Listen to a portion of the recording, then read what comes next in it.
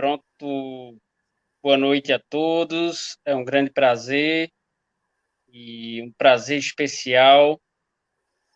Essa live é muito especial, que é uma homenagem a um arquétipo Francisco de Assis, especial com o psicoterapeuta transpessoal e um dos coordenadores ao lado da sua esposa do Grupo de Estudos Joana de Anjos na Mansão do Caminho, Cláudio Sinotti. Boa noite, Cláudio. Boa noite, Antônio. Tudo bem, amigo? Tudo bem? Tudo jóia, Isso tudo aí. tranquilo.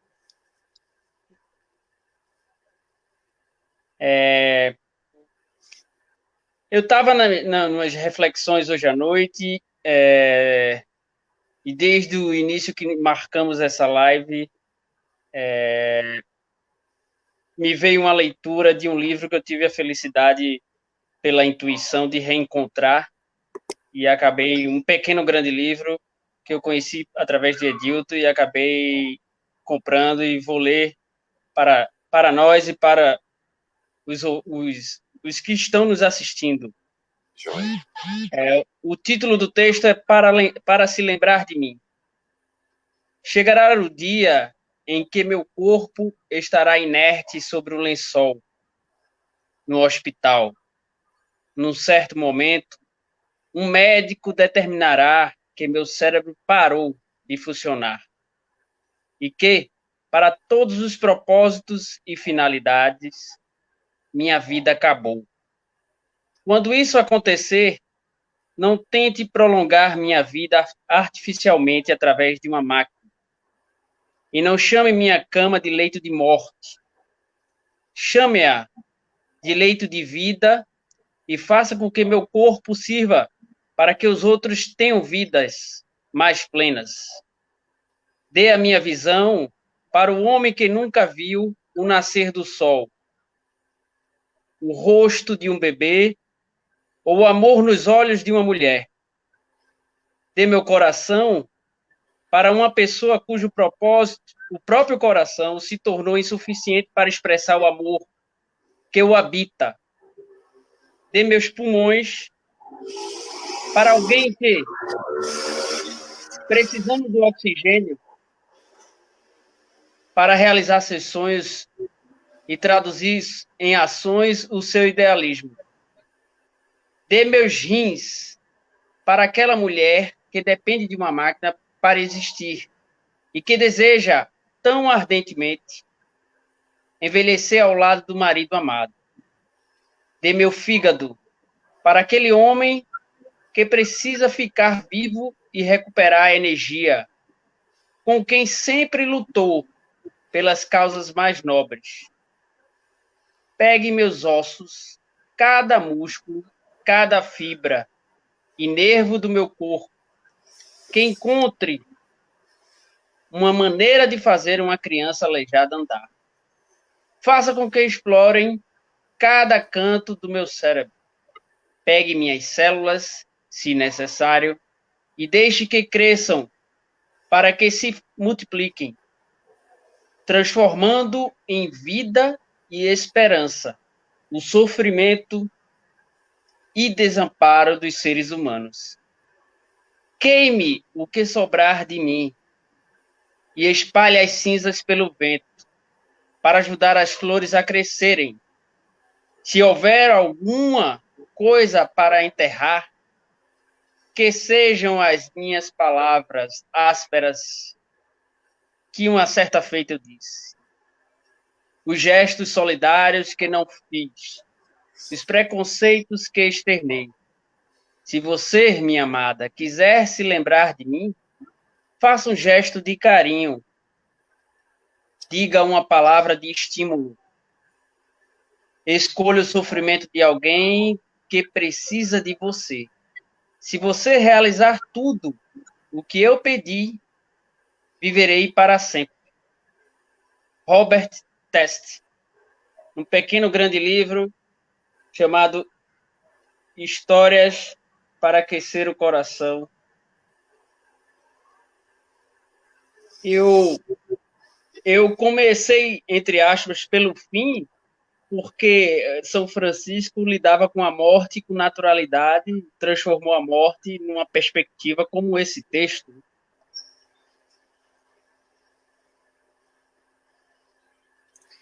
Pois é, e profundamente inspirado, porque São Francisco exalava a vida. Por isso ele falava de uma maneira muito tranquila sobre a morte, porque ele vivia plenamente cada momento.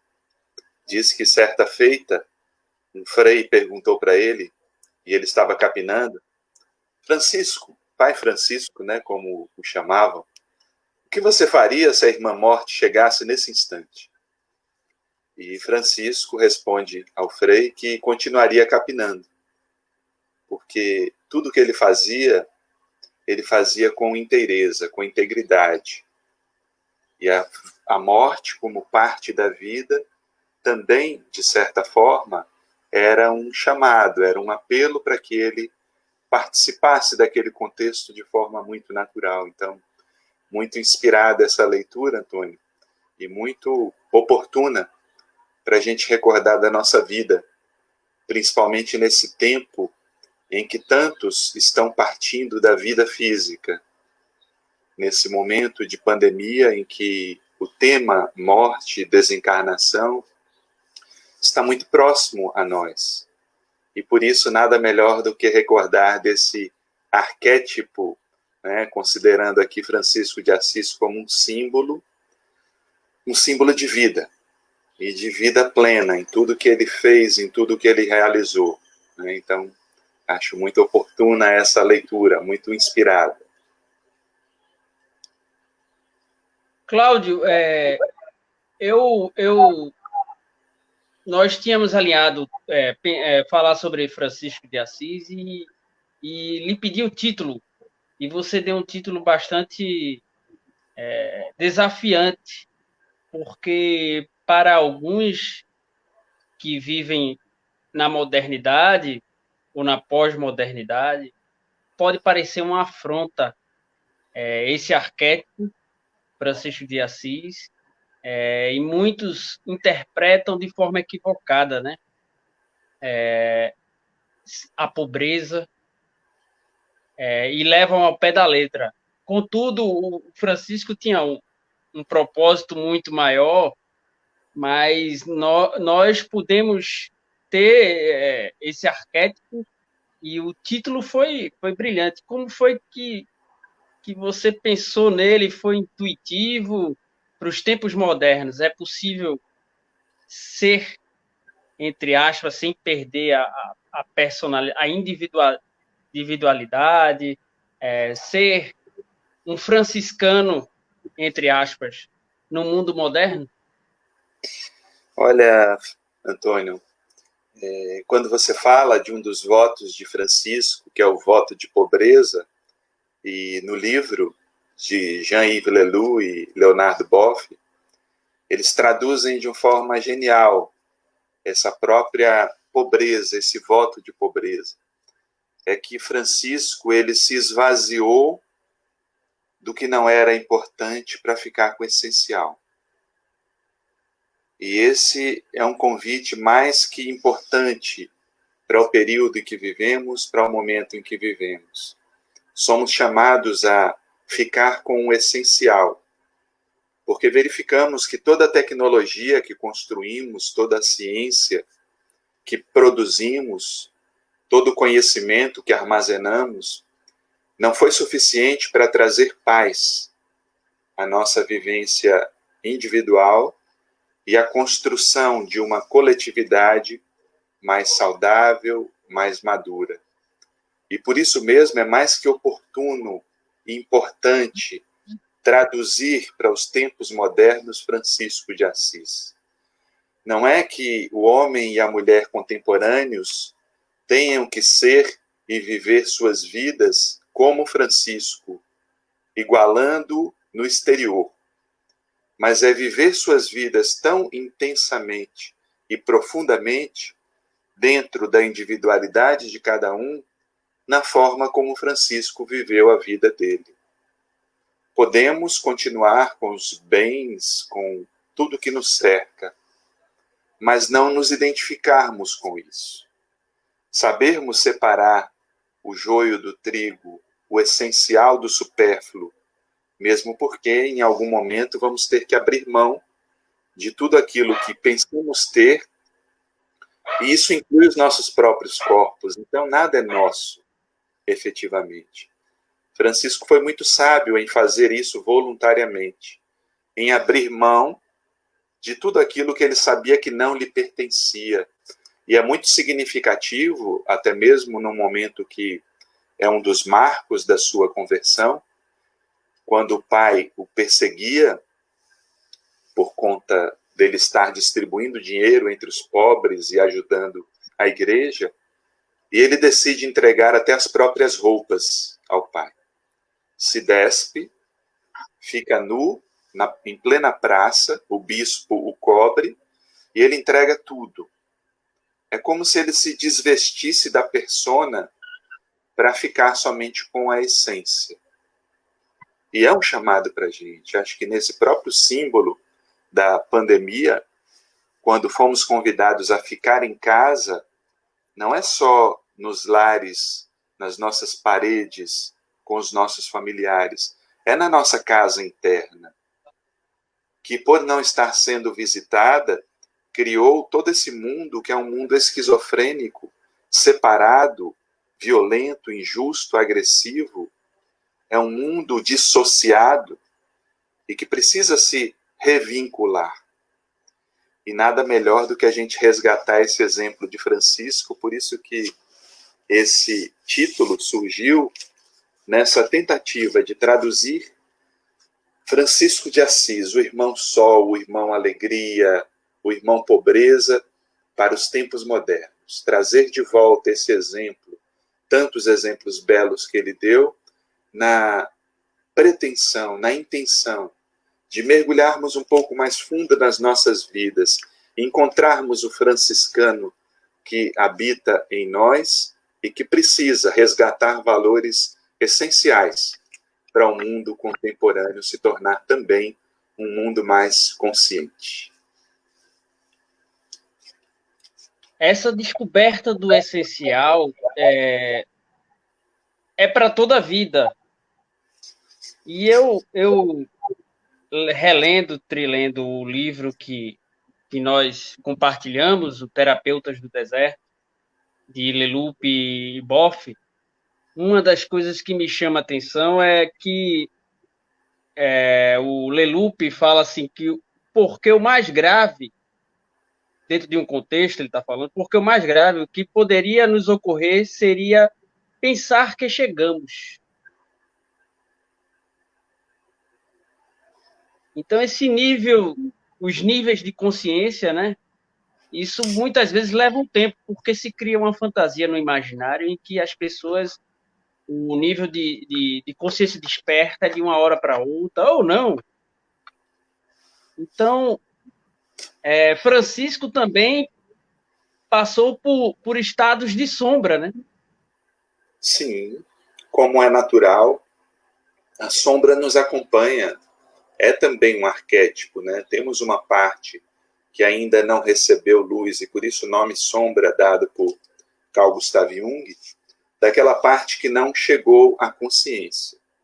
Aqueles aspectos em nós que nós não acessamos. E por não acessarmos, cria também na área do próprio campo do ego, que é o centro da consciência, atitudes destituídas de luminosidade, de consciência. E é um verdadeiro desafio desenvolver essa parte. Por isso que vemos também em Francisco, principalmente naqueles anos iniciais, um jovem perdido, que esbanjava os seus recursos, que vinculou-se a guerras, ele se alistou contra a guerra de Perúdia, né? Porque naquele tempo a Itália não era um reino unificado e as cidades entravam em guerra contra as outras cidades. Ele se alista. E ele vai à guerra, e é justamente quando ele é aprisionado, ele entra no que provavelmente hoje seria diagnosticado como uma depressão profunda, é ali que ele tem todo um chamado. E aí nós vemos que, por isso mesmo, é uma jornada que Francisco faz. daquele jovem estróina, esbanjador, para aquele jovem introspectivo que adentra-se em si mesmo e faz toda a sua jornada. Fora os fatores da própria sombra coletiva que envolvia aquela época. Estávamos na Idade Média. A Idade Média era aquele estado em que as ciências não tinham espaço. A igreja, unida ao poder, criava todo um ambiente sombrio, né? E a escravidão dos feudos, né? Dos trabalhadores que não eram bem remunerados, muitas vezes tratados como escravos. Então você tinha toda uma sombra coletiva. E outra parte da própria sombra de Francisco é o descuido com o próprio corpo.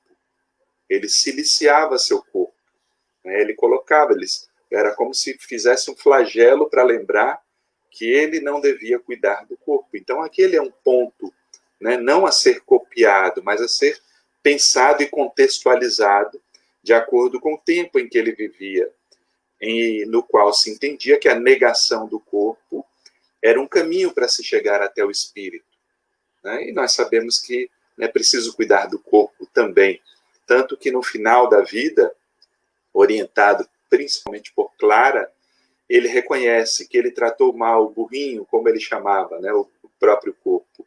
Ele tratou mal do burrinho e deveria ter mais cuidado com ele.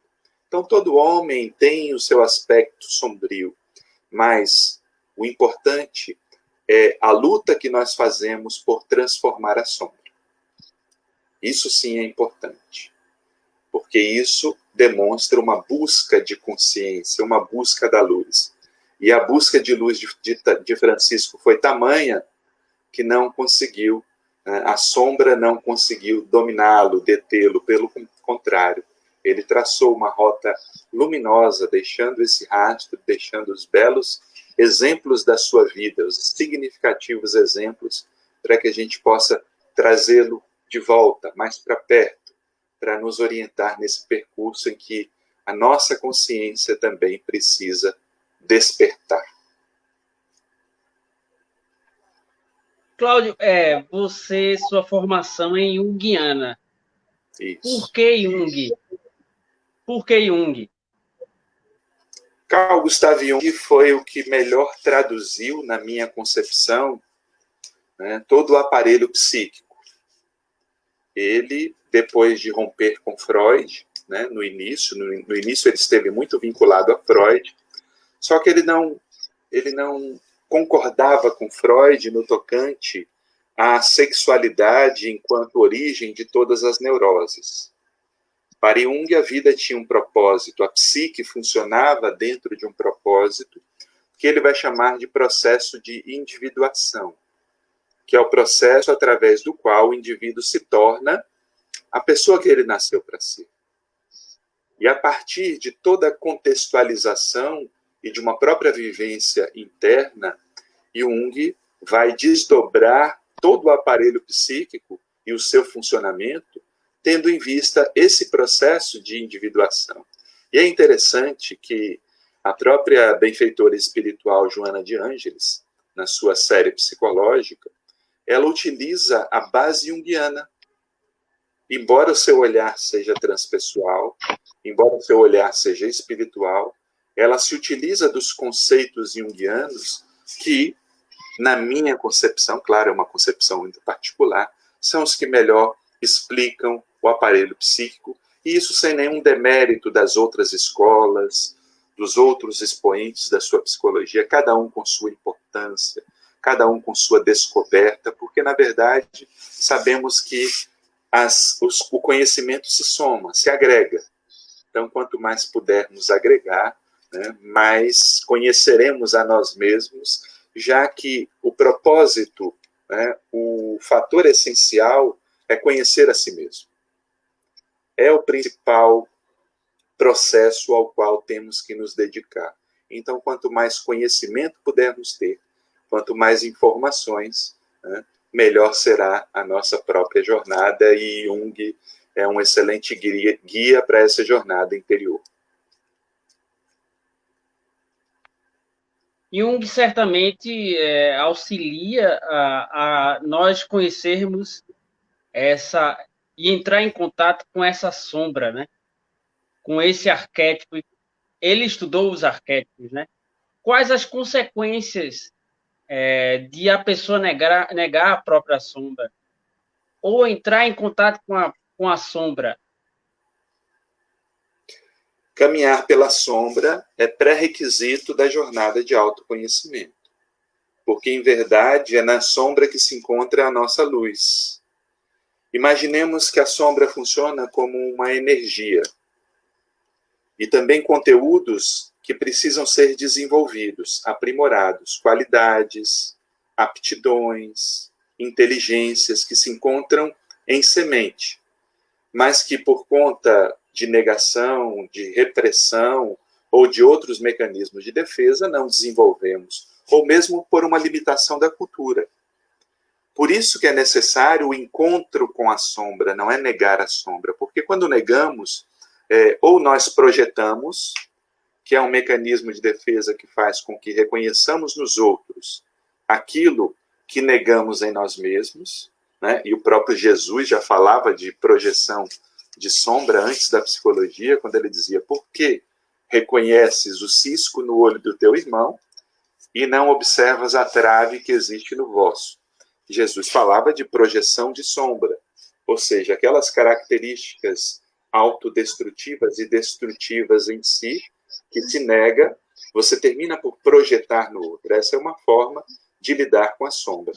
Outra forma é se identificar com ela, no sentido de ter atitudes destituídas de ética, de moral, de compaixão. Isso é uma identificação com os conteúdos negativos da personalidade, porque, em verdade, são eles que dominam o ser que não se conhece, que não se transforma, que não se dedica a esse propósito. Por isso, o próprio Jung dizia que o trabalho com a sombra é um trabalho moral. É um trabalho de todo dia. Moral no sentido de escolher-se.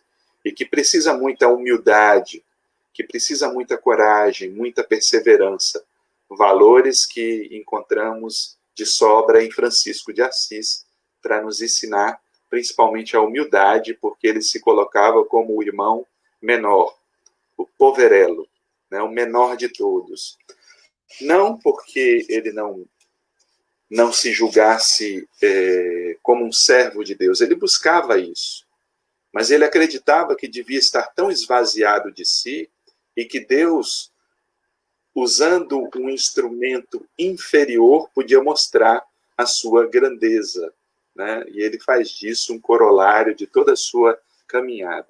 É por isso que não há crescimento sem passarmos pela sombra, sem reconhecermos o nosso lado destrutivo, né? A nossa arrogância, o nosso orgulho, o nosso egoísmo, porque somente reconhecendo esses aspectos é que nós podemos trabalhá-los e transformá-los. Você falou do núcleo de estudos de Joana de Ângeles, e você é um dos fundadores aí, ao lado da sua esposa, do núcleo de estudos de Joana de Ângeles na Mansão do Caminho.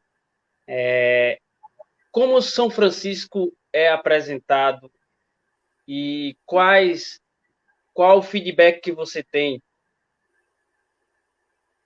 Olha, Francisco de Assis é um dos patronos da instituição, né? Quando Joana de Ângeles foi fazer todo o trabalho de agregar os trabalhadores e apresentar o projeto, ela pediu a Francisco de Assis que fosse o patrono daquele projeto. Então a casa já recebe, de certa forma, esse olhar de Francisco, e é um desafio para todos, porque, né, seguir Francisco é um desafio, e a condição dada por ele foi que nunca se esquecessem dos pobres, nunca se esquecesse daqueles que precisam.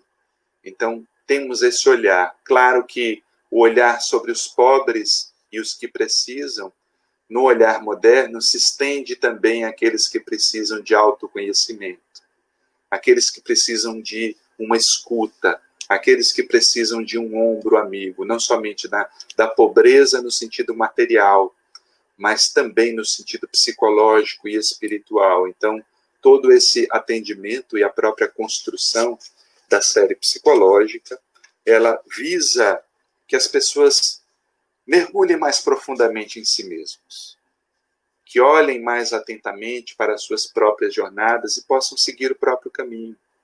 E esse é o retorno que nós temos, é que todos aqueles que abraçam essa jornada de autoconhecimento se sentem plenamente agradecidos, gratos à vida por terem entrado em contato com um material tão rico, com ensinamentos tão profundos e que nos esclarecem tanto a respeito de nós mesmos.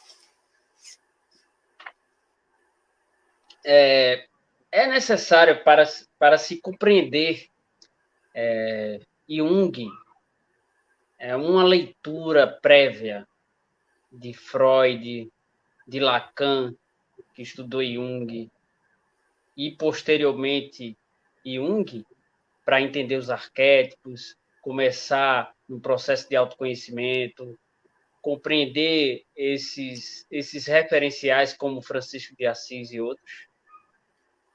Claro que quanto mais conhecimento, né, mais podemos aprofundar a obra de Jung, mas não é pré-requisito o estudo de Freud ou de Lacan para que você se adentre no conteúdo junguiano.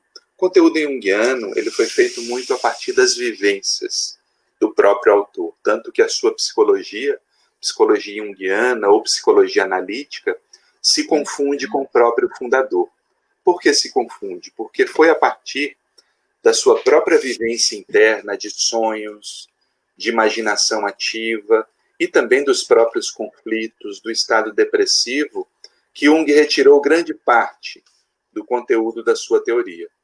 Então, fazendo internamente, tanto que a sua própria autobiografia, Memórias, Sonhos e Reflexões, se transformou, né, num olhar também de desenvolvimento da psique.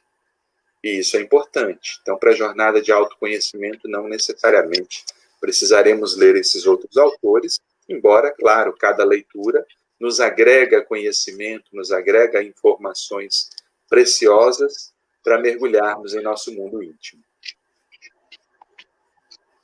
A famosa canção de Francisco de Assis, que não foi de Francisco de Assis e Leonardo Boff, tem até uma obra sobre isso, né? Sim. A oração de São Francisco. O que é que nos traz para a atualidade? Qual o significado, o significante, principalmente nesse contexto em que a gente está vivendo? É muito interessante, porque ela primeiro surgiu na França, na Normandia, e posteriormente foi publicada pelo Osservatore Romano, que é um órgão de imprensa do Vaticano. E depois distribuída durante a Primeira Guerra Mundial com uma figura dos famosos santinhos, com uma figura de Francisco de Assis, e onde estava escrito em italiano oração simples, a oração simples. E associada à figura de Francisco de Assis, ela ficou como um símbolo daquele momento. E agora é bem oportuno recordarmos dela, porque também, de certa forma, vivemos um período de preocupações da humanidade. Aquela era a Primeira Guerra Mundial. Hoje, passados um pouco mais de 100 anos depois, vivemos também uma crise humanitária. A pandemia é uma crise da humanidade. E por isso esse olhar da oração de Francisco de Assis, ou oração pela paz, né, ou canção de Francisco, que se transformou numa música, numa bela canção de Francisco de Assis, nos traz apontamentos excelentes. Primeiro, logo no começo, quando ele pede para ser Senhor, fazei-me instrumento de vossa paz. Só pode ser instrumento de paz aquele que se pacifica internamente. Primeiro se reconhece uma força que vai além do ego, Senhor. Você olha para algo que vai além de si. Você transcende os limites do próprio ego. E transcendendo, isso possibilita que encontremos forças superiores da vida. Fazei-me um instrumento. O instrumento tem que estar afinado para ele poder soar os acordes de maneira, né, com que a música criada revele efetivamente as notas que estavam na partitura. Temos que ser esse instrumento afinado, no qual a alma, ou self, na palavra de Carl Gustav Jung, consiga se manifestar através do ego. E para ser um instrumento de paz, precisamos desenvolver paz interior. Paz tão almejada e sonhada, somente que na imaturidade, muitas vezes se aguarda uma paz que venha de fora, que venha dos outros, que seja proporcionada pelos outros. Enquanto que o desafio da paz é um desafio interno. Construção de paz. E para nos pacificar, temos que pacificar os nossos próprios conflitos interiores, as nossas angústias, as nossas dores, as nossas mágoas, pacificá-las nesse caminho que vai passando por todas as instâncias, e na qual a oração fala de perdão, fala de união, fala de fé, fala de verdade, ou seja, propostas não para serem levadas ao outro simplesmente, mas para fazermos no nosso mundo íntimo, e a partir dessa construção no mundo íntimo, possamos levar também, quando na segunda parte a oração diz, fazei com que eu procure mais, consolar que ser consolado, compreender que ser compreendido, amar que ser amado, ou seja, que eu não precise tanto de consolo quanto eu possa consolar alguém, que eu não precise tanto ser perdoado, porque na minha capacidade de compreensão, quando avançada, que eu nem me sinta ofendido quando o outro tente me ofender. E para chegar a esse grau tem que estar com um estado de pacificação muito grande, porque é um desafio. E na medida que o ser sai dessa condição de aguardar que o outro lhe traga, para ser aquele que proporciona, aí nós vemos um desenvolvimento. Nós vemos todo um caminhar, vemos uma transformação que é feita a partir do momento em que nos interiorizamos, que aceitamos o convite do autoconhecimento e desenvolvemos cada vez mais o nosso ser.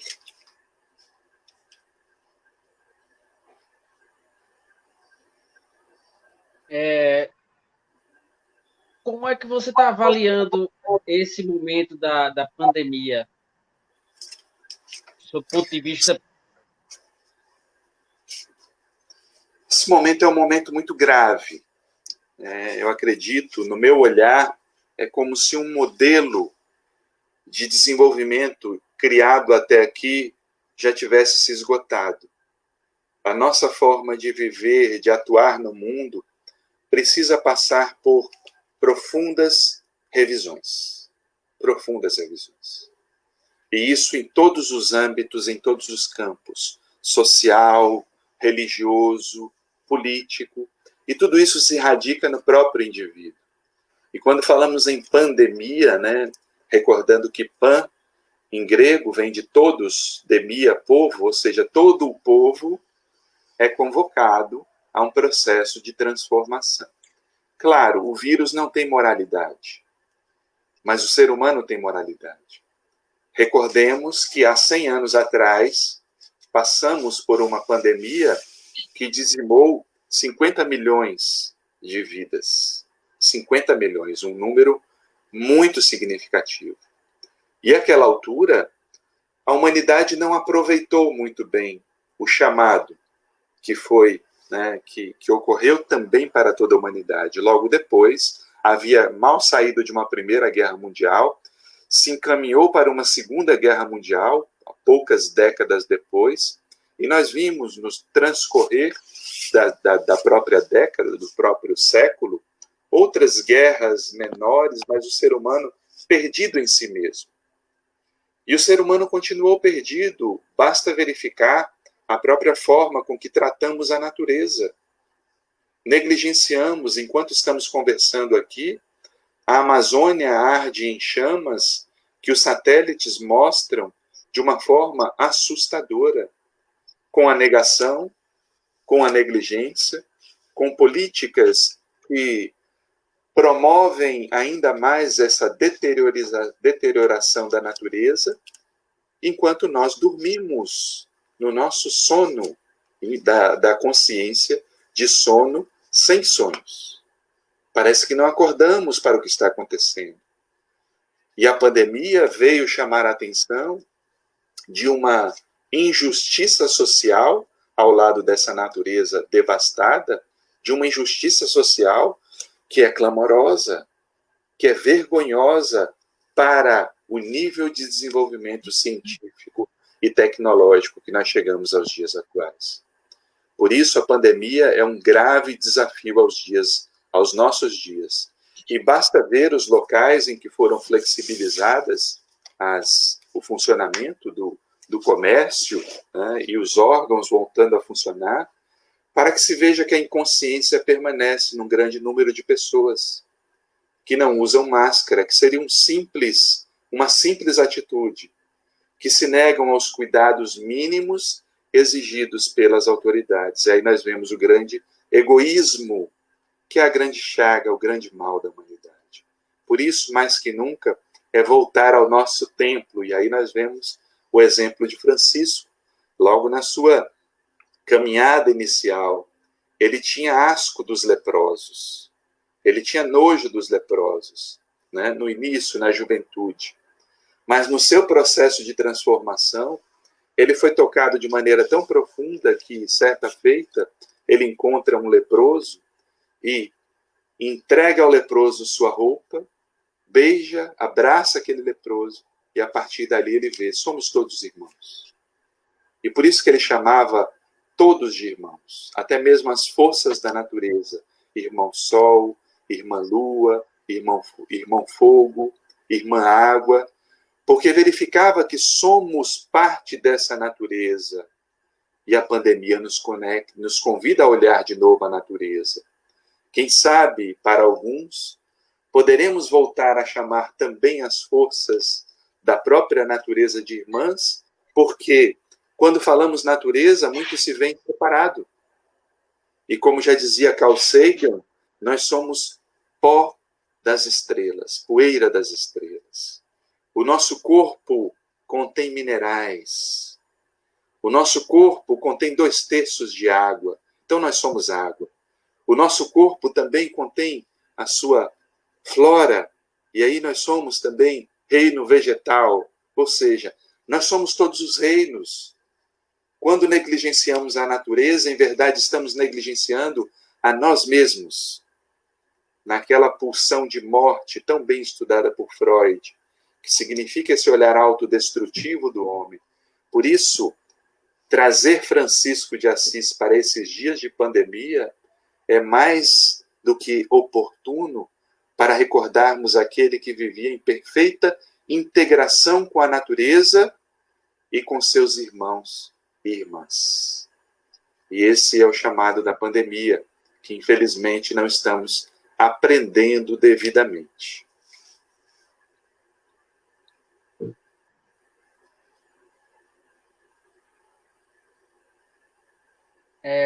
Cláudio, voltando a Francisco, eu não vou citar o nome porque eu sei que a pessoa prefere um pouco do anonimato, e eu tive a felicidade de 16 anos aí na mansão, conviver com um ser humano que vivencia o cristianismo junto com a comunidade, em contato com as pessoas, dando dignidade, seja no campo intelectual, no campo moral, no campo material.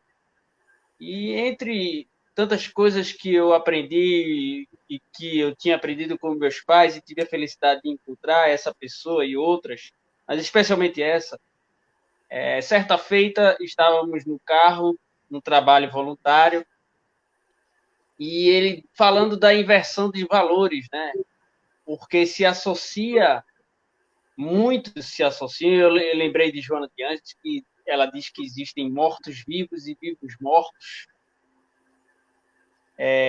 A pessoa realizada porque a pessoa é materialmente realizada. E existe uma inversão de valor. Se associa a isso.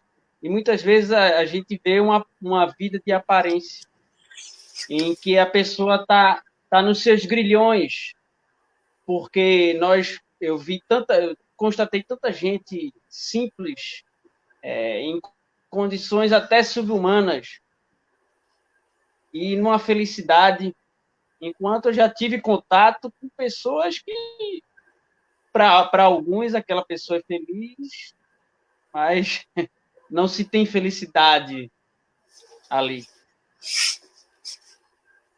Pois é, construímos um conceito de autorrealização que é um conceito equivocado. E por perdermos o contato com o nosso real valor, corremos atrás de fontes que nos dessem, que nos trouxessem a sensação de valor, de algum valor que não encontramos no nosso mundo íntimo. E essa é uma grande inversão de valores, porque quando eu perco o contato com aquilo que valho efetivamente, eu vou buscar uma compensação. Eu vou buscar uma projeção de imagem. E hoje é ainda mais complicado porque não basta somente o ter. Tem que parecer ter. Com as modernas tecnologias, com essa era das redes sociais, o importante para o indivíduo é mostrar que ele tem, mesmo que às vezes ele não tenha. Porque o parecer também dá uma falsa sensação de valor para o ego.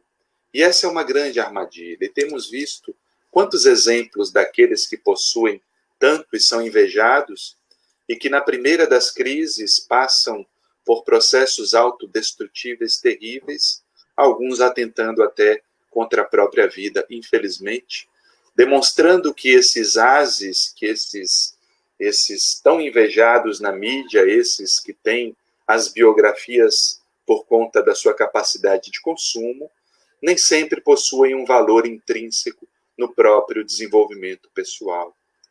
Portanto, nós temos que ressignificar o processo de autorrealização para aquele que conhece a si mesmo, para aquele que detém valores morais, para aquele que atua de forma consciente na própria comunidade, para aquele que olha para o sofrimento alheio e vai encontrar algo a dar, mesmo que seja, e principalmente, dar de si mesmo. Mesmo que essa causa pareça uma causa perdida. Há poucos meses eu ouvi uma fala de um padre que é fantástico, padre Júlio Lancelotti, de São Paulo. E perguntado por que ele se dedicava àquela causa, ele disse: olha, a minha causa, eu sei que é uma causa perdida, entre aspas, porque cuidar dos pobres, se dedicar aos pobres é uma tarefa que não terá um fim num prazo tão curto. Viveremos longo tempo ainda com a humanidade dentro da perspectiva que verificamos na atualidade, viveremos um longo tempo ainda de injustiça social. Mas ele disse, mas eu não me sentiria eu mesmo se não me dedicasse a essa causa. Não poderia me chamar padre se não estivesse junto a esses meus irmãos de sofrimento, porque é neles que eu vejo a presença do Cristo. E aí nós vemos alguém que tem efetiva vocação religiosa, porque até a religião precisa passar por uma reformulação. A religião, essa fé que está tão associada ao poder na atualidade, mostrando a sua face do fundamentalismo, se torna uma arma contra o indivíduo encontrar Deus, por paradoxal que seja. Por paradoxal. E, sendo sincero, Antônio, eu não vejo o próprio Cristo representado nas diversas denominações cristãs. Estou incluindo todas as denominações. Todas. Não vejo Cristo se sentindo à vontade perante o que tem acontecido, perante o que temos visto, de falas, de apontamentos totalmente dissociados de sentimento, de compaixão, de identificação com seus irmãos. Falas abusivas, arbitrárias, agressivas, violentos, defesas de ponto de vistas que jamais fariam parte dos postulados daquele que foi só amor. Por isso, revisitar Francisco na sua fé. Logo no começo, quando Francisco, passando por uma igreja, tem a impressão de ouvir uma voz de um crucifixo. Francisco, reconstrói a minha igreja. teria repetido aquela voz enquanto ele mirava o crucifixo, que você encontra ainda hoje na cidade de Assis, algumas reproduções. Francisco reconstrói a minha igreja. E ele pensou inicialmente que era a igreja que precisava angariar recursos para levantar de novo aquela igrejinha abandonada da cidade de Assis, mas não. Era o seu templo interno. Era revisitar esse Deus que habita no interior de cada homem, de cada mulher. Porque lá está escrito, o reino de Deus está dentro de vós. É dentro de cada ser. A gente pode até frequentar um templo religioso, mas não será ele que irá fornecer o nosso encontro com o Criador. É através de um desenvolvimento íntimo, de um laborioso trabalho interior que vamos desenvolvendo essa capacidade. Por isso, sim, trazer esse Francisco para perto nesse tempo de tanto sofrimento, nesse tempo de tanta dissociação, em que a própria religião está sendo e deve ser questionada, porque assume posturas absurdas. Você lembrou uma pessoa muito especial. Eu desejo conhecer pessoalmente. Eu admiro o padre Júlio Lancelotti desde a adolescência e acompanho o trabalho dele. E ele passou por um tempo chamado no jornalismo de assassinato de reputação. Então, ele tem um ideal de vida e foi caluniado, difamado, e ele, graças a Deus, o ideal está acima de tudo, superou isso, e a gente sabe que há, como você falou, da contradição dos cristãos, porque há cristãos que não são cristãos e não cristãos que são cristãos, né? E eu sei que quando você traz o nome Deus, não é o Deus antropomórfico, é essa personificação humana das paixões, que é muito utilizada, né? Mas sabemos também que no arquétipo como Francisco de Assis, tem muita gente como um padre Júlio Lancelotti anônima e que prefere o anonimato fazendo bem até o fim da existência. E é Você tem verdade. contato com algumas pessoas? E esse encontro, né, Antônio, assim, é importante, porque acredito que quando a religião tentou definir Deus, ela se perdeu no meio do caminho, porque o ego não consegue conceber algo que seja equivalente à perfeição. O imperfeito não pode definir o perfeito. O conteúdo, o contido, não pode conter toda a grandeza do ser. Né? E é nesse ponto. Então, quando a gente tenta definir Deus, a gente se perde.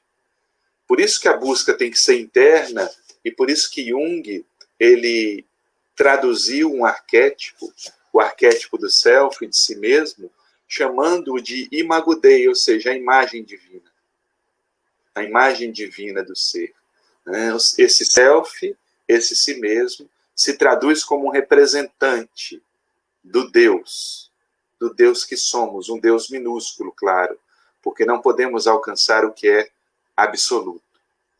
Por isso, é de uma extrema arrogância, às vezes, essa tentativa das religiões brigarem para dizer qual é o melhor Deus, porque brigaremos em vão. E o templo é interno. E isso Francisco mostrava muito bem. Ele queria encontrar dentro de si esse Deus. Por isso se refugiava muitas vezes no Monte Alverne, às vezes passando mais de um mês, 40 dias, como se fossem os 40 dias do deserto do Cristo, na tentativa de se encontrar. E foi ali, segundo os escritos, as tradições franciscanas, que ele teria recebido as chagas de Cristo. As marcas, como se transformasse na sua cópia, no seu êmulo. Tanto que ele é chamado de Alter Christus, o outro Cristo, que viveu tão próximo o ideal, de uma forma tão sintonizada com o que o Cristo trazia, que ele conseguiu traduzir a essência do que o Evangelho trazia e por isso se aproximar de um Deus. Quando tentamos definir Deus, quando tentamos impor a nossa forma de crer a um outro, isso se traduz mais na polaridade do poder do que na polaridade do amor.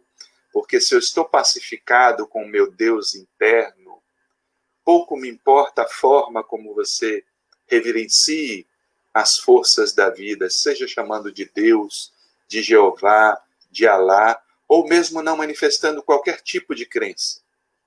Porque estarei tão imbuído desse meu Deus interno que reconhecerei em ti também a presença desse mesmo Deus. E esse é o ponto. Essa é a beleza da alma humana. Sair dessa definição, ou mesmo dessa imagem antropomórfica de Deus, que perdura, infelizmente, até os dias atuais, para o ser humano perceber que existe um Deus dentro de si. Por isso, trazer a fé não no contexto fundamentalista como temos visto, mas num contexto de que esse homem se religa a si mesmo. Aí sim, a religião traduzirá a sua forma mais bela, o religar, reconectar-se com si mesmo, reconectar-se à fonte da própria vida, para que possamos modificar as faces das religiões que precisam ser refeitas. E talvez, por isso mesmo, a importância desse símbolo, nesse período, dos templos fechados, para que cada um possa reconstruir o próprio templo interno e, nesse templo, estabelecer uma relação harmoniosa com Deus, seja qual for o nome que dê a essa fonte da própria vida. Esta relação, essa travessia que você citou, o deserto, e que nós lemos neste livro, dá para ver aí? Uhum, sim. Terapeutas do Deserto, de Filon de Alexandria, Graf Durkheim. E os autores falam da primeira etapa, que é a experiência do luminoso. E eles dizem assim, então, como primeiro passo, como primeira etapa de todo o itinerário espiritual, do ponto de vista fenomenológico, observa-se uma experiência do luminoso, seja uma experiência de transparência, seja uma experiência de dilaceramento. O luminoso nos fascina porque descobrimos a nossa realidade verdadeira. É um pleonasmo. E, ao mesmo tempo, nos faz medo porque questiona o nosso modo habitual de vida e de consciência. Mais adiante, exploraremos melhor. Pois é, Jung usa essa palavra numen, utilizada inicialmente por Rudolf Otto, para traduzir essa força do luminoso, é com N mesmo, de nada, né? Luminoso, de numen, aquilo que toca e que promove no ego um efeito transformador. Então, quando somos tomados por essa força, e o próprio livro traz o exemplo de Saulo de Tarso caindo do cavalo e naquele encontro que teve é tocado por uma força e modifica a sua própria vida a partir dali.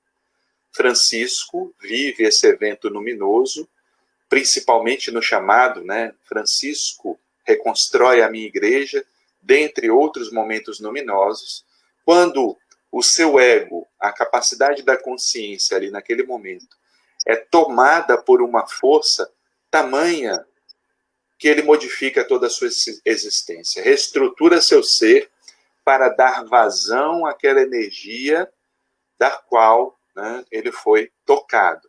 E esse é o ponto. Por isso a necessidade desse mergulho interno para permitirmos flexibilizar as barreiras do ego que impedem até mesmo o luminoso de ter acesso à nossa consciência. Resistimos tanto, construímos tantas barreiras e não deixamos que essas forças se apoderem. Utilizamos as religiões na forma de uma ritualística que muitas vezes se transforma em um contexto frio, em um contexto puramente social, de participação, mas não sentimos mais aquele ardor, aquela chama que deve nos mobilizar para transformar a nós mesmos e, por consequência, a coletividade. Porque aquilo que não promove um efeito transformador não pode ser considerado luminoso.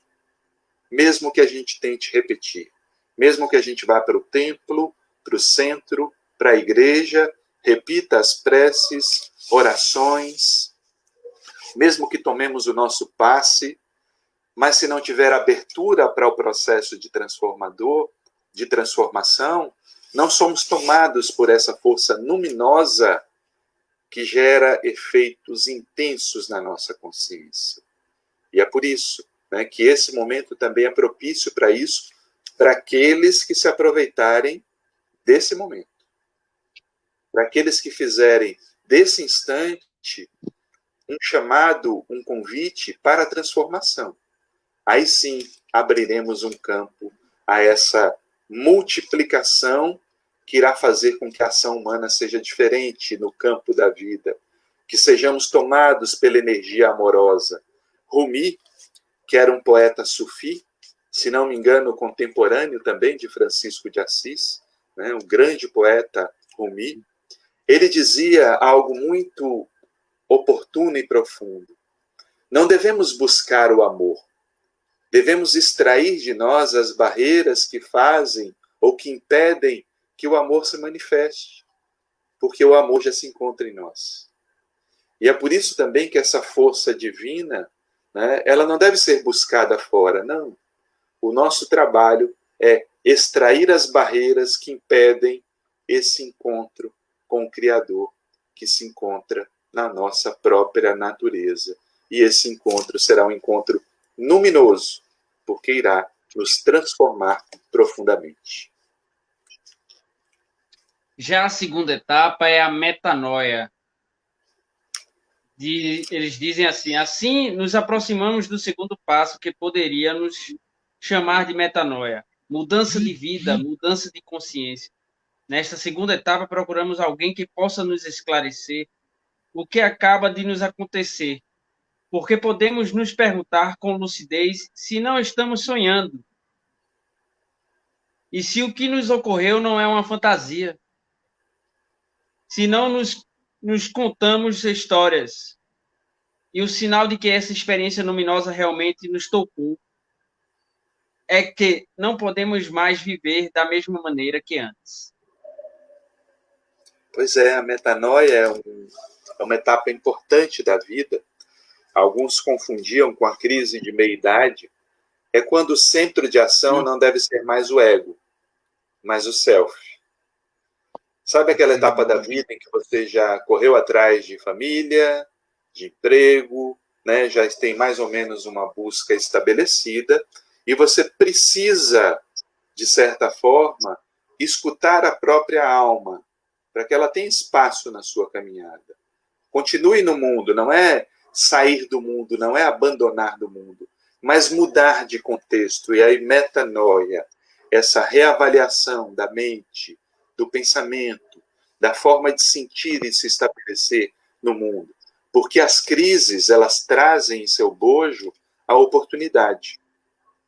No próprio ideograma chinês, a simbolização de crise e oportunidade, ela se dá da mesma forma. Porque é na crise que se manifesta a oportunidade de reformulação. Portanto, essa metanoia, né, que não é uma idade fixa, mas mais um chamado profundo da alma para a transformação, ela deve ser muito bem acolhida por nós. O que ocorre, Antônio, é que há muita resistência para a transformação. As pessoas não querem passar por um mínimo sofrimento. Essa sociedade atual, ela quer se medicalizar. Então, o mínimo desconforto já quer buscar uma pílula mágica que faça com que passe aquele mínimo desconforto, sem antes tentar perceber qual é o símbolo, qual é a mensagem daquele sofrimento, daquela dor, daquele desconforto. Porque quando interpretamos a mensagem, aprendemos. E o sintoma é esse chamado. A metanoia muitas vezes vem na forma de um sintoma, de um adoecimento, de uma depressão, para que o ego abra espaço em sua estrutura para novos conteúdos, para que a persona, a máscara, seja flexibilizada e nós possamos efetivamente viver quem realmente somos. Aí transitamos dessa metanoia do eixo centrado no ego para o eixo centrado no self. É o ego que busca o self como centro de sua ação para que a sua vida seja conectada com a própria consciência. A terceira etapa fala justamente do que você acabou de falar, que são as consolações, e na qual, dizem os autores aqui, conhecemos um certo número de experiências gratificantes, chamadas comumente de consolações. São momentos em que, efetivamente, a paz dura um pouco mais e onde, no interior de nossa mente, o silêncio torna-se algo real, onde a luz tem a duração maior que a de um raio. São João da Cruz fala muito destas consolações dos iniciantes e lembra que, às vezes, nós podemos tomar estas consolações como a finalidade do caminho, apegando-nos a elas e querendo repeti-las. Isso é quando flexibilizamos. Fica à vontade. Isso é quando flexibilizamos o próprio desejo. O ego, enquanto imaturo, é fonte de desejos. E mesmo quando conquista aquilo que deseja, ele não se sente completo. Não se sente completo porque nada de fora pode preencher de sentido, de sentimento, de força o nosso ser. Podemos até viver pequenos momentos de alegria com conquistas externas, pequenas alegrias, mas que não se sustentam por conta da ansiedade. Ansiedade característica da imaturidade do ego. Quando propiciamos e nos possibilitamos viver uma metanoia transformadora, nosso senso de gratificação se modifica. Não é mais aquilo que eu consigo externamente, mas aquilo que eu sou capaz de oferecer. É a atitude que eu coloco no meu dia a dia que é importante. Eu fico feliz não porque eu consegui algo, mas porque eu consegui deter um gesto impulsivo, deter uma ofensa.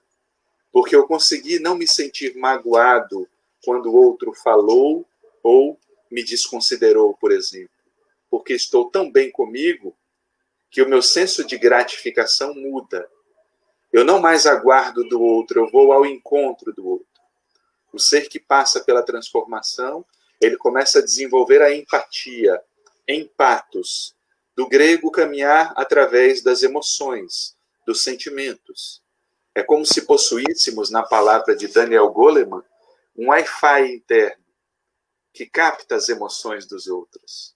Por isso, o desenvolvimento da empatia é importante, para que eu te veja. Eu vejo sua dor, me sensibilizo com ela, me toco com ela. E o que eu puder para fazer para amenizar sua dor, farei.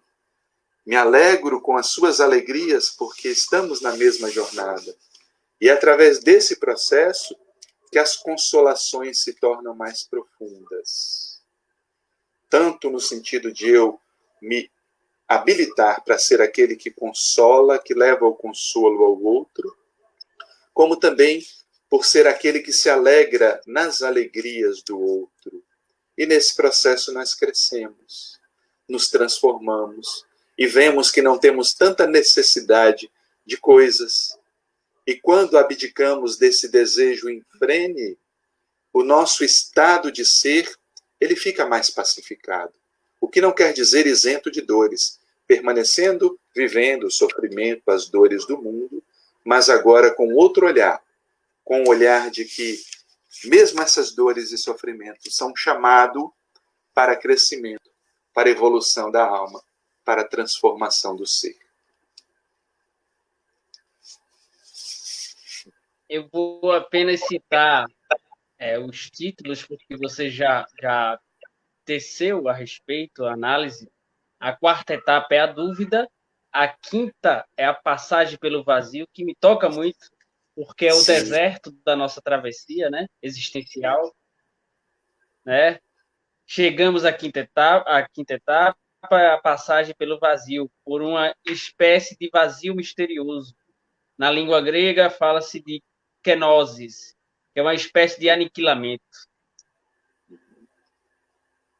Pois é, esse é o sentido, né? Muitas vezes se dá uma noção negativa à dúvida. Se coloca a dúvida de uma maneira pejorativa, mas a dúvida pode ser um bom estimulador para buscarmos o conhecimento, para buscarmos a nós mesmos. É interessante porque a própria frase de Descartes, ela é repetida somente a partir do penso, logo existo. Só que antes do penso, Descartes estabelece: se eu duvido, eu penso. Se eu penso, logo existo. Então é importante a dúvida, não a dúvida quanto mais, mas a dúvida que me leve à busca do conhecimento. Essa dúvida promove. Não é duvidar de tudo e duvidar de todos, mas é ter sempre em si a possibilidade de visitar o oposto daquilo que nós acreditamos. Porque é através da síntese de opostos que nós crescemos. Por isso a importância de passar pelo deserto, o vazio. Eu preciso me esvaziar de mim. Eu preciso me esvaziar de algumas crenças. Eu preciso me esvaziar de algumas identificações para que o novo possa me absorver. Se eu permaneço sempre com ideais vinculados, com pensamentos viciados, eu não abro campo para uma reformulação. E não há transformação. Por isso a necessidade do deserto, que faz parte das tradições. Buda foi ao deserto para meditar. Cristo foi ao deserto e jejuou durante 40 dias, quando verificou a sombra coletiva que ali se abatia. A própria obra, O Pequeno Príncipe, o piloto cai no deserto, e aquele deserto será toda a sua jornada ao encontro da criança interna, que habita dentro de cada um de nós. Por isso a necessidade do deserto, que São João da Cruz traduziu na noite escura da alma. É quando passamos por esse vazio, nos esvaziamos desses conteúdos do ego que não nos servem mais para a jornada, para que novos conteúdos se adentrem.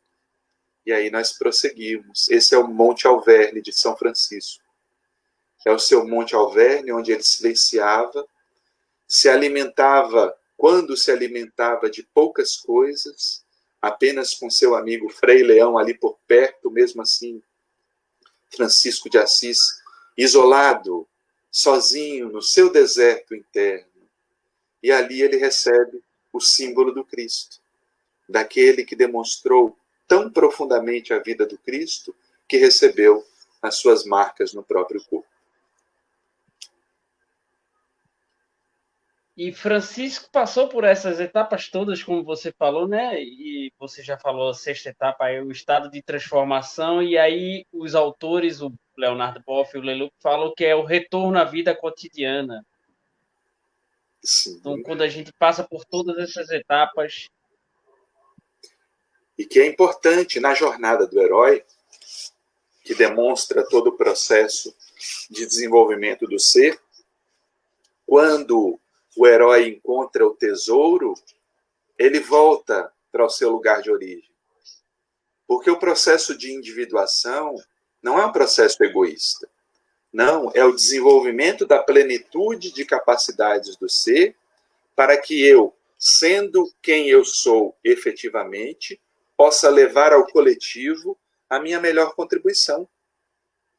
Porque não há contribuição mais profunda senão a ser quem eu sou efetivamente. Por isso que Francisco volta aos seus. Volta para oferecer a sua própria experiência como guia. É necessário descer, disse certa feita o Cristo, quando estava no monte e se transfigurou, e apareceram Elias e Moisés, e Pedro diz ao Cristo: vamos ficar aqui, tamanha intensidade daquela experiência luminosa, transformadora. E Jesus diz a Pedro, não, é necessário descer. Descer é ir ao encontro do outro, para que a própria luz sirva também como guia nesse processo. Assim como demonstra a jornada do herói, quando encontramos o tesouro, voltamos para compartilhar do nosso tesouro. O processo de transformação não isola o ser. Pelo contrário, tem que me transformar a ponto de que eu possa servir como referencial àqueles também que buscam o caminho da jornada, mas que talvez se encontrem presos em sombras e possam, de certa forma, se guiar pela pequenina luz que vai sendo acendida por cada um dos seus irmãos e irmãs, nessa etapa transformadora. Sua posição de fala também é de espírita. Você é um terapeuta junguiano transpessoal. Por que o espiritismo? Olha, dentro das concepções religiosas, foi a que mais me explicou o sentido e significado da vida. Não que eu não ache belas outras tradições, visito outras tradições, leio textos judaicos, textos árabes, né, do muçulmanismo, textos budistas, gosto muito, né, da filosofia budista, né, admiro profundamente. Alguns textos também, admiro expoentes do protestantismo, como o pastor Henrique Vieira, que traduz, né, a sua crença de uma maneira muito, muito bela. Já nos referimos ao padre Júlio Lancelotti, que eu acho um exemplo de franciscanismo dos dias atuais. Portanto, a minha vivência é mais particular no sentido daquilo que me explica a vida, o seu propósito, né, a sua antecedência e a sua procedência para onde vamos depois dessa existência, sem que com isso eu fique fechado para o conhecimento e para outros olhares, porque sei que na concepção do ego, nosso olhar é muito limitado. Não conseguimos captar toda a verdade, por isso que temos que ter a mente muito aberta e creio que Kardec foi muito feliz quando propôs que o Espiritismo era um tripé de ciência, filosofia e religião, e que deveria caminhar ao lado da ciência e até mesmo rever os seus pontos de vista quando a ciência comprovasse que estava equivocada em determinado ponto de vista. Portanto, dentro da minha característica, encontrei muitos pontos favoráveis para o mergulho de autoconhecimento, mas sem que com isso considere que outras pessoas não estejam fazendo isso por estarem vinculadas a outras religiões. Pelo contrário, cada um tem uma forma de expressão. Para algumas pessoas, né, cuja demonstração ritualística se faz necessária, talvez o espiritismo não fosse adequado. Talvez uma outra forma de expressão seja mais genuína. Isso é muito natural, porque enquanto indivíduos temos as nossas características específicas. Certa feita, o próprio Leonardo Boff perguntou ao Dalai Lama, numa certa provocação, em um dos momentos de descontração, no encontro que participavam, perguntou ao Dalai Lama qual era a melhor religião. E Dalai Lama, percebendo a provocação de Leonardo Boff, disse: a melhor religião é aquela que te transforma. Então, que sejamos todos felizes dentro das religiões que nos transformam, ou mesmo sem crenças religiosas, porque existem indivíduos que fazem o seu processo sem nenhum vínculo à crença e que são grandes doadores da humanidade, né? Poderia citar o exemplo aqui de Leandro Carnal, a quem admiro imensamente, mas que não tem uma crença específica, mas que mesmo assim divide o seu conhecimento, o seu amplo conhecimento com a humanidade. Isso é uma grande caridade que faz, né? Ou seja, mostra a sua conexão com a vida, a sua conexão com o outro. E para mim isso é um exemplo de religiosidade. Cláudio, a doutrina espírita lhe aproximou mais de Francisco de Assis, ou Francisco de Assis se aproxima mais da doutrina espírita? Qual a identificação? Francisco de Assis, ele consegue transcender o fato de estar vinculado na ordem da Igreja Católica e penetra praticamente em todos os ambientes religiosos, porque sua figura, ela transparece tanto amor, tanta conexão com a vida, que isso eu acredito que se dê independentemente do vínculo religioso.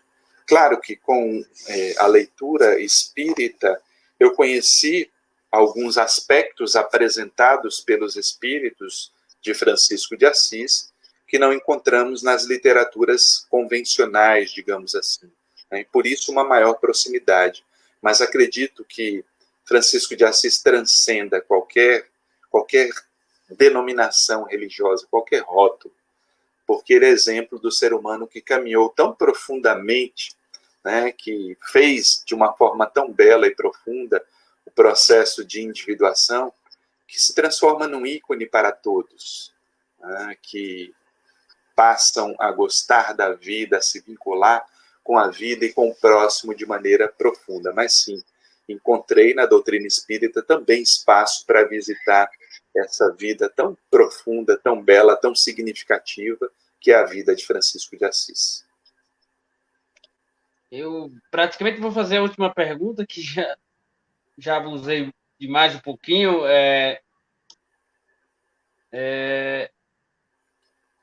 Estamos num período de transição planetária. O que você vê pós-pandemia? O que esse arquétipo pode nos trazer, nos ensinar? O que é importante para que tenhamos um mundo melhor, que a paz no mundo, como diz Nando Cordel, começa em mim, em nós, né? Olha, Antônio, eu acredito que sim, é um chamado, é um convite para a transição. Só que eu não gosto de romantizar essa transição como eu vejo de alguma forma apresentada por algumas pessoas. Não vejo nada de romântico nessa transição.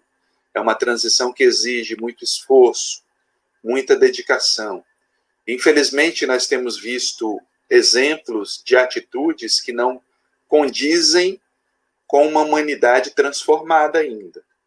Então, creio que passaremos ainda algumas décadas, se não século, para vermos algum resultado palpável no sentido coletivo dessa transformação. Porque o processo de chamamento, na verdade, ele sempre existiu. Sempre o ser humano foi convidado à transformação, né? Não é porque existe agora um vírus que atinge a humanidade que seremos transformados todos de maneira especial, não.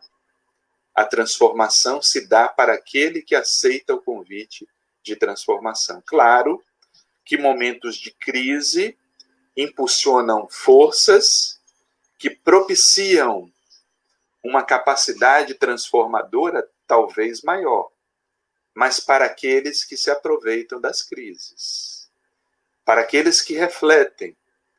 E, infelizmente, temos visto muito desespero das pessoas, não saberem lidar com o momento de crise, não saberem lidar com a própria dor, não saberem lidar com certas limitações. E isso demonstra que ainda o ego predomina, o egoísmo predomina nas nossas ações. E por predominar, pode fazer com que essa transição seja mais demorada do que se acolhêssemos o chamado da vida de maneira mais harmoniosa. Por isso, né, aproveitando esses momentos finais, que possamos trazer de volta a figura do irmão Sol, que cantou naquela canção belíssima, o Cântico das Criaturas. O irmão Sol, a irmã Lua, a irmã Água, até o fogo ele chamava de irmão. Recordemos que quando ele volta do deserto, quando foi a Jerusalém e voltou por conta das cruzadas, ele estava ficando cada vez mais cego. E um dos métodos utilizados naquele tempo era a cauterização. Colocava-se o fogo para que a vista não infeccionasse. E aquilo era muito doloroso. E dizem que Francisco teria conversado com o irmão Fogo. Irmão Fogo, Não peço para que não me queimes, porque essa é tua natureza, queimar. Mas maneira a tua ardência. E segundo os freis, Francisco não teria dado nenhum grito de dor naquele momento de cauterização, demonstrando a sua perfeita vinculação com a vida, com a natureza, com todos aqueles que dele se aproximavam. E esse é o chamamento. Façamos esse chamamento, façamos esse apelo, façamos esse encontro com o nosso mundo íntimo, tão abandonado, tão devastado por todo esse tempo de inconsequência que lançamos, que deixamos de lado o que é essencial para abraçar o que é efêmero. Portanto, são tempos de chamado de transformação. Mas a transformação só será para aqueles que se comprometerem com esse processo de renovação que prossegue. A vida prosseguirá nos convidando a todos, porque a nossa meta é a plenitude, a nossa fatalidade é a plenitude, né? Para encontrarmos esse irmão sol, e que ele guie os nossos dias, esses tempos tão desafiadores, nos quais a humanidade é convidada de uma forma inteira a participar desse movimento renovador.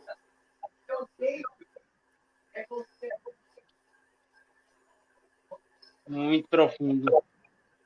Fique à vontade para finalizar.